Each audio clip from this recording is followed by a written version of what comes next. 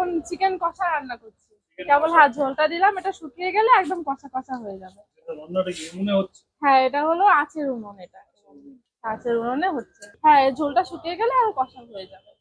কি কি রান্না হয় এখানে? রান্না হয় হচ্ছে চিকেনটা রান্না হয়, মাটন রান্না হয়, মাছ ভাত হয়, আর হচ্ছে এখন এই গরমের জন্য পান্তা ভাতটা সবাই খুব ভালোবাসা দিচ্ছে, তা পান্তা ভাতটা নতুন চালু করেছি। পান্তা ভাতটা হয়, বিরিয়ানি, আর একটা কম্বো আছে আমার চাইনিজের, সেই কম্বোটা সন্ধ্যাবেলার দিকে পাওয়া যায়। এখন পান্তা ভাত আর দুপুর বেলায় হবে হচ্ছে বিরিয়ানি। দোকানটা কতদিন হয়েছে তোমাদের? এটা এই 11 মাস। তো এখন কে চালাচ্ছে দোকানটা? দোকানটা আমিই চালাই। তোমার সাথে কে কি হেল্প করছে? এই যে তিনি আছে আর মা আছে। মা হ্যাঁ হেল্প করছে। হ্যাঁ। আর আর ভাইও আছে?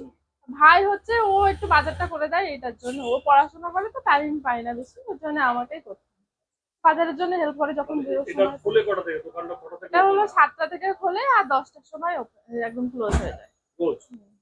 মানে ব্রেকফাস্টও পাওয়া যায়, লাঞ্চও হ্যাঁ, পাওয়া যায়, ডিনারও পাওয়া যায়? হ্যাঁ হ্যাঁ ডিনারও পাওয়া যায়। তাহলে আজকে স্পেশালিটি এখানে কি হচ্ছে? আজকে হচ্ছে হলো ওই পান্তা ভাতটা হবে, আর হলো ভাত, ঠিক চিকেন আছে, থালি, তাহলে থালি পান্তা ভাত আমাদেরকে দেখাও কেমন হ্যাঁ কি হ্যাঁ। হচ্ছে।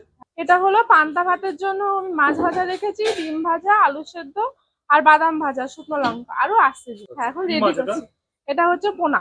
পোনা মাছ? এটা আলু ভাতে নাকি? হ্যাঁ আলু ভাত। পেঁয়াজ কাটা আলাদা করে দেওয়া হচ্ছে? হ্যাঁ লেবু? পেঁয়াজ লেবু দেবো, সবই দেবো। কৃষ্ণনগর লোকালে বসে রয়েছি, তো এসেই আগে আমরা বসে রয়েছি যখন অনেক কিছু বিক্রি হচ্ছে, তবে দিল খুশ হয়ে যায়, এই জন্যই কিনলাম।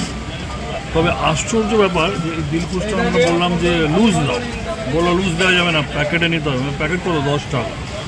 আমি বললাম 10 টাকাই তো দাম হয় একটা দিলখুশের।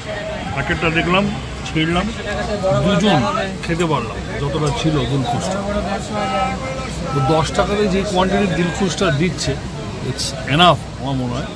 মানে আবার এই দিলখুশটাই যখন আবার আমাদের ওইদিকে যখন ব্যারাকপুর লাইনে পাওয়া যাবে, সেখানে কিন্তু আবার লুজ বিক্রি করে। তো দুটোর ভেতরে ডিফারেন্স আছে। যদি এই দিলখুশ দাদা যদি ওনারটা দেখেন যে উনি 5 টাকা করে ছোটো ছোটো দিলখুশ বিক্রি করছেন, আর উনি প্যাকেটই 10 টাকা দিয়ে দিচ্ছেন, তাহলে ডিফারেন্সটা বুঝতে হবে। আমাদের খাওয়া হয়ে গেছে, পরে ওই প্যাকেটটা উপরে তুলুন জাস্ট ওটা। দিলখুশটা এটা লাস্ট টুকরোটা বাকি আছে, তখন মনে হলো ভিডিওটা বানাই, কিন্তু ইনিশিয়ালি যদি প্যাকেটটা দেখাতাম তাহলে ভালো হতো।